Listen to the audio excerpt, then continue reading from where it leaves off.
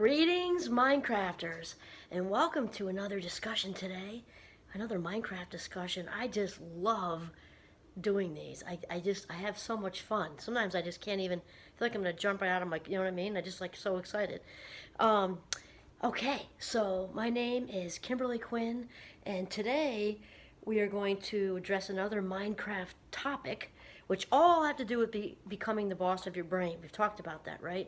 In fact, I just did a thing last night for Champlain, only like 15 minutes, and it was right after the other thing I did for the Chronicle, and I met the nicest people, nicest parents, and we had this talk about it, the whole thing with thoughts first, feelings second, thoughts dictate, our lives basically. And the reason I'm sharing this with you is I'm just so incredibly grateful, which is going to come up today. And I left because I'm so extroverted. I was an extrovert, heaven. And I felt like I could run laps around Boston again. So anyway, here we go. Here's the topic. You ready? How to become wealthy. 10 tips that just rolled out of me. I just jotted them down in my horrible handwriting. Just so that I stay on track. I kind of need that with my wiring. So the number one thing, and we're topping off a little bit from the prosperity mindset. Not exactly the same, a top off, kind of like, bartending, a little bit more wine on the top, right? It's a good thing, a little bit more wine on the top. Okay, so the number one is to redefine what wealthy is. Redefine what wealthy is, because wealth is a big, big word, and people tend to just equate it with money, with cash. It includes money, can include money, but it's a big, big word. So number one, if we sort of use the PERMA thing, number one is positive relationships, and not just any relationships, because the toxics need to be released like helium balloons. We're talking about positive relationships, and these, according to Dr. Marty Seligman, I'm a fan, he's a really nice guy, father of positive psychology. Relationships, positive relationships are the number one. And here's the thing, it's not about the quantity, it's about quality. And what he means with relationships is that this is the person you can count on no matter what.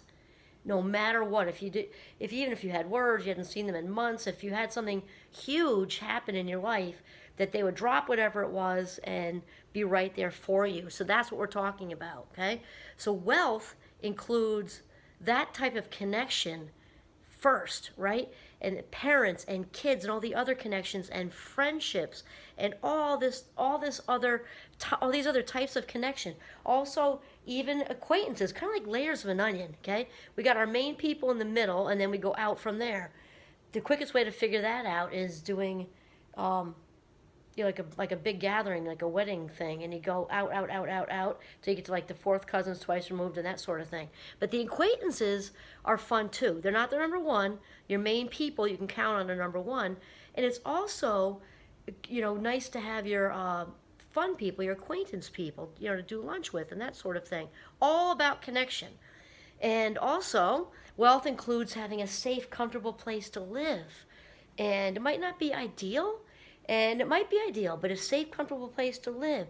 Being, food in our tummies and all that sort of thing. We are able to be free to be ourselves. That's so huge. Free to self-express is gigantic. Free to have fun. Free, personal freedom. And also, of course, and there's so many more, but I'm trying to keep this to 15 minutes. Wealth means to be filled up and to keep ourselves filled up. When we are filled up and feeling whole and complete, we are wealthy beyond imaginability. And we also don't need to leave out money, because money is included. Whether some people say, oh, no, I'm not about money. Okay, good for you. And here's the reality of it, is that the world operates that way. It doesn't mean that's your main drive, and hopefully it isn't. But the real news is, right, is that we need it, because it's just how it is. It's just how it is. And so to not have enough of it certainly causes problems in all these other areas of wealth. So money is certainly included. Number two tip, stop thinking it's bad to be wealthy. Because often we think of, the billionaires, and sometimes people get pissed at them. I don't know any billionaires other than, Oprah, but she's not really aware that we're such close friends, and I love her. But people think bad things. Like it's bad to be wealthy. Number one, because they equate it with only money. So like if you walked into a room and said, "Oh my God, I'm so wealthy," people would look at you like you're the most, oh, she's all that and she's arrogant and everything, which is unfortunate because the word's way bigger than that. So stop thinking it's bad, because here's the thing. If you think it's bad to be wealthy, if you think money itself, that small part of wealth, if you think it's having money is bad, guess what? There isn't any more going to come to you because the universe is up. She didn't want it. She thinks it's bad. She thinks having money means she's a bad person or a greedy person or shallow Hal. Then you can expect that money won't come to you. Okay? So redefine it, what wealth is, and stop thinking it's bad to be wealthy. It's good to be wealthy. It's good to be filled up. So in a sense, it's good to be full of yourself. Not in the way that's selfish and not caring about other people. It's good to be filled up and full of ourselves in an authentic way. 3, say the word. Okay, that kind of goes with the first 2, but say the word wealthy. Get over it. Get over it that it's bad. I think I mentioned the other day when our awesome dean, because I love her, she did a thing when we went around and did the gratitude thing. I told you about that. And I said, I'm grateful for my wealth. And at first I saw a couple of head tips, like, did she just say that? Yeah, I did. I'm so grateful that I have a very wealthy life. I have a filled up life with family and friends and a calling that I love. And I love the campus where I have my calling is gorgeous. It goes on and on and on. Next, number 4, be aware of the formula for success, because we've got it backwards in this country. And I got to do a shout out to Sean Aker for that one, even though I can like read the book in my sleep, and I haven't read it recently because I use it all the time, so I read little parts, But the formula for success, because in the United States, we have it very backwards, and I do love our beautiful country. And we do fly around like gerbils on crack, and we also have it backwards that once I'm successful, I'll be happy, when it's the complete reverse. It's once I'm happy, only then can I truly be successful. Okay, good. 5, be in alignment, shoulders over, hips over heels. The insides have got to match the outsides. We've got to stay with our purpose. And Oprah talks about the service thing a lot, and I'm just going to give her a shout out, even though I'm on that page all on my own, just because I want to be always careful with that, to give credit if it's due, and if it is, even if it's like I don't know, then just do it anyway. And I love her, as you know, because we also think alike with this thing. It doesn't mean religion. You can turn it into that if you want to.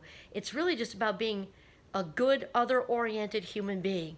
It doesn't matter if you work, wherever you work, at a bank, as a yoga instructor, teacher, lawyer, doctor, construction worker, minister, whatever. Just how can I be of service today? You can work at a Dunkin' Donuts, doesn't make a difference. How can I be of service today and being in alignment with our purpose?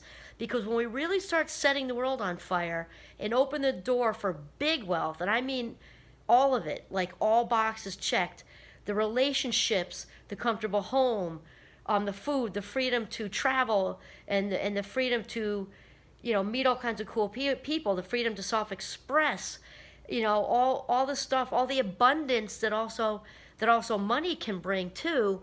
In order for that to happen, you've got to stay in alignment with your purpose and not somebody else's purpose. Liking what they do, and you can like what they do, but what they do is for them. And that's just how it is. We all have something we're meant to do, and the way to really tap into this infinite wealthy state of existence is to tap into what you were meant to do, to listen to that calling so you can be the highest version of yourself. Then it becomes, I'm telling you right now, becomes like a faucet you can't shut off. That was my day yesterday. Not that I want to shut it off because it was so much fun. 2 back-to-back events. I'm so extroverted. I had such a grand time. And it's just amazing when you're doing what you meant to do and you get paid for it. It's so nuts. I feel like I'm playing all day, and it's just the greatest feeling in the world. And next, these aren't in order because I want to put gratitude right up there at the front, but be grateful every day. Say thank you in whatever language, as many languages as you want to, even when it feels difficult.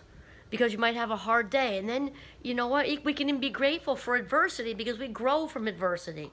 And if that's a tough sell, then you just find your default gratitude, which for me, as you know, is eyesight. I think of my youngest brother-in-law, who's like one of my heroes because he's smiling the high majority of the time.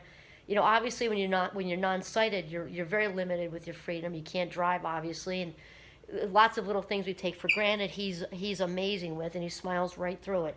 So be grateful. Find something to be grateful to, and remember that the only people without problems are, you know, dead. I mean, they're like daisy fertilizer. So, yeah. So be grateful every day in every way. And then write it down in the gratitude journal, because here's the thing. We can say it saying it's good, saying it's really good out loud. This morning I was open arms, like we talked about in a different video, wide open on the 11th floor looking out at the Boston Harbor. I'm grateful, and I just rattled all kinds of stuff off. And because my gratitude journal, I try not to take out of the house just because that isn't good for me, because I might not return. And I don't miss a minute when I'm home because it's right on the windowsill. We talked about that. So you want to write it down, because there's something about the written word. 3 things each day I am grateful for. Family, I'm grateful for my hot tea, like that, instead of just my family hot tea, because the neurons need to know what to do, just like a toddler. Repetition, the brain loves patterns. And then after about 21 days, you'll start to see big changes, because that's how long it takes on average for a habit to shift and stick. And the brain loves patterns, and you will automatically, like autopilot, start to see more goodness in your day. And it also gets easier. And gratitude, because of that, is a straight road to happy. It's a straight road to happy. Also, when our hearts are filled with gratitude, there is far less room, if any, for anxiety, depression, all these other nasty emotions we don't want, envy and jealousy. All these things are just, shame is the worst, okay? When we're filled with gratitude, I mean, think of it. Think of like blowing up a balloon. It's full. There's no room for anything else. 8, unload your fear of failure, because it doesn't exist. There really isn't such a thing. It's just a word. And really, failure is really what we call being human. Failure is human. Sean Aker talks about falling up. And, you know, it's just really basically God, the universe, source, however you want to call it. It's about a redirection. Like we're getting off track somehow. And, you know, many people, especially once you get to a fabulous 56, or, you know, you get in the midlife area somewhere, you might look back at something that was completely leveling at that time, when it would have been a tough sell to say, oh, something better's coming. You look back, and you're like, oh my God, you know. I think I mentioned when I took the 5th year at St. Mike's way back when. I remember, I think I flunked biochemistry. I forget. There's like a whole story. That's actually, part of it's funny, part of it's not so funny. I sat on the curb, like sobbing my guts out, and oh my God, I felt like I'd really blown it. Never mind the money, and my friends are going to graduate without me. And I also had friends in the class, my new senior class, actually. And you know what? Here's the thing. I wouldn't be with the current love of my life if that didn't happen. I was leveled in the beginning, and he was a year behind me, and we wouldn't have gotten together, had our fabulous Fab 5 kids if that, you know, quote unquote failure didn't happen. I mean, but we often don't see that until later. I just came up with that example on the fly. It was good. Unload your fear, because there's human redirection. One conscious act of kindness each day. We can say random, but really there's no such thing as random in the universe. So plan it, and, you know, preferably not with money. Like, you can do the money stuff, and that, because that's important, to give generously, especially if you're in a place to do that. So I don't mean to say don't do that. In addition to, as in extra, like add not subtract. To give of yourself each day. It can be holding a door open for someone. It can be picking up a piece of litter, whatever. One conscious act of kindness each day. I love to pay for the person behind me when I go through the toll. That's just so much fun for me. It's $1. Like, who cares, right? Not that $1 can't be a lot at times. I don't mean that. It's just not a gigantic investment, and it's really, really fun. One conscious act per day. When we get out of ourselves, there's actually a dopamine fix, I think, which would cut what sort of God's way, or the universe's way, source's way, higher power's way to keep us doing nice things for each other. And then lastly, here's the thing. Start with your mantra. I am wealthy. If you want to say it privately for, you know, a day or two, because you feel like you just don't want people to hear you say it, you want to ease, you know, out of that place of don't want people to hear you say it. Say it. And then they'll be curious. You know what? Be a trendsetter because you'll help them. There's like just a stigma with it that just needs to go away because wealth is good. It's really synonymous with abundance. So I'm abundant. I am wealthy. I am wealthy beyond imaginability. And here's the thing. What we are grateful for attracts more abundance to us. When we appreciate, we appreciate. We attract, just like I'm thinking like jewelry. Jewelry appreciates in value, right? When we appreciate, we appreciate. We attract more happiness, goodness, abundance, wealth into our lives. Okay, that's it. This is Kimberly Quinn signing off from the beautiful Boston Seaport area. Have a mindful, wealthy day.